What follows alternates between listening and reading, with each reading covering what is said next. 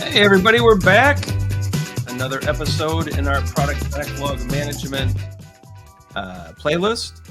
This time, we're talking about the sprint review as backlog refinement and how adaptations should occur to your product backlog as a result of conducting the sprint review. Todd, are we just being crazy here, or is this just a normal part of Scrum? Every time we talk about this with anybody, everybody goes, yeah, we're not doing this right. Yeah. But we have really good retrospectives.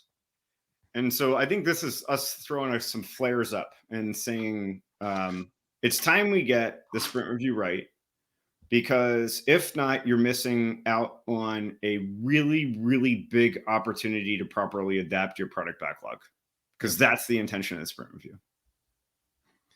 Right. Yeah, I mean, there's so many things that you can learn in sprint review. You've got this setup here, Todd, that looks great. Potential sprint review inputs. I mean, you have generically stakeholder feedback. Yep. You can also, you hopefully have things built into your product that tells you what's being used. Yeah. Right? You have usage data. You have the market conditions. Ryan, what you're referring to, you're talking. These are things that you should be talking about in your sprint review, right? Every sprint review should have stakeholder feedback, usage, user or customer feedback. There should be some market data, like what's happening in the markets that we're working within. Competitor analysis. There should be, a whole array of backlog. You bring your product backlog in here, right? Oh yeah, product. Of course, product backlog is the star of the show, right? Yeah. Maybe what happened in the sprint. Sure. Yeah, maybe the increment, right? The increment's important. You could have internal considerations. What if your organization just acquired a company? Mm-hmm. Organizational change? Yeah. Maybe if you have an evidence-based management dashboard, that would be something that you would bring in here. Wow, this is a lot of stuff here. You know, what haven't we talked about yet, Todd? Well, one thing. What about the demo, Todd? Yeah, maybe you can show working product, right? Sure. Working product, of course. And we're just pulling out things off the top of our heads. Your context is going to dictate what you have. I don't think that you can create a PowerPoint that has all this stuff on it, Ryan. I think that this is beyond PowerPoint. So many sprint reviews that we see, the input into it is a PowerPoint with some screenshots, and it's bland, it's boring, people aren't talking.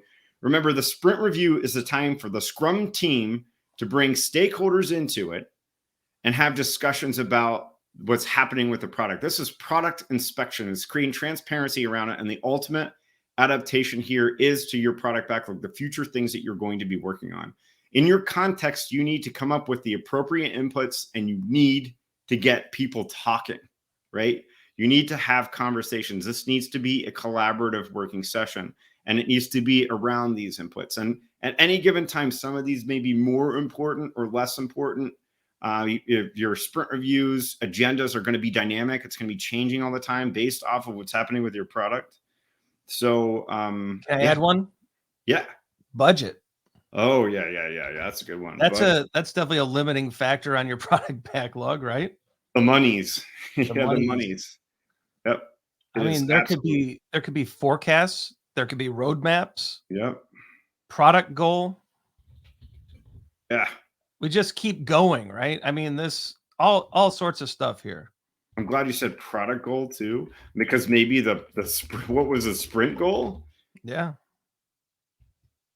And listen, all of these don't need to be included all the time. As I was mentioning, your sprint review agenda is going to be dynamic, and it's going to be based off of what you can do to heighten the inspection of what's happening with the product and the adaptation of the product backlog, right? You need to optimize for it. So maybe that's a question for people that are watching or listening to this to consider is your agenda optimized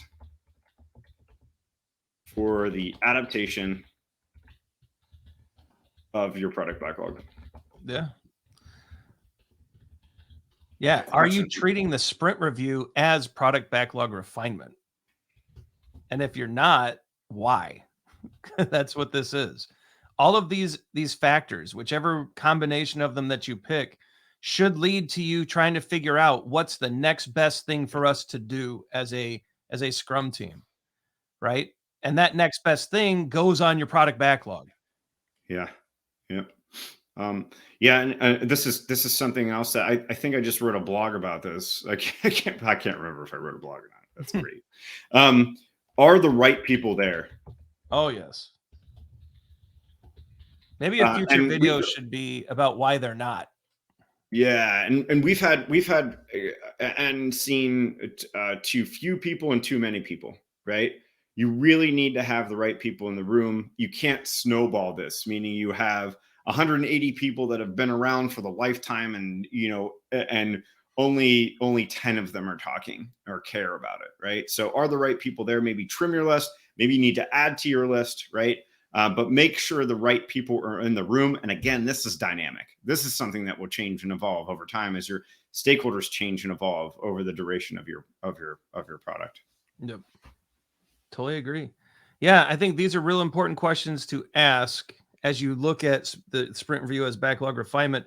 If we're not taking full advantage of this Scrum event, our product backlog is unruly, it's incomplete. The best, most valuable, most important things may not be ordered towards the top. You may not be getting frequent feedback from your customers. You may not understand what's being used. Our budget might be running short, but our backlog is very long.